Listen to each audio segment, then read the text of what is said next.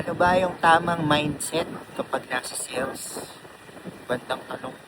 Ah, ang tamang mindset, well, ang mindset ko is the right clients will always find you. Ayan. Ano ibig sabihin nun? Ah, kasi in sales, hindi naman lahat bibili sa'yo. Merong hindi ka papansinin. Merong nag-inquire pero hindi tutuloy. Merong nag-inquire, akala mo tutuloy, tapos hindi tutuloy. Kapag nag-dwell ka kasi sa mga ganong mga situations, madademotivate ka talaga. Isipin mo, walang bumibili sa'yo, ganyan, diba? But, always remember, may value yung binibenta mo eh.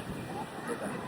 May value siya, and bawat rejection, bawat delay, is always closer dun sa hinihintay mo na yes.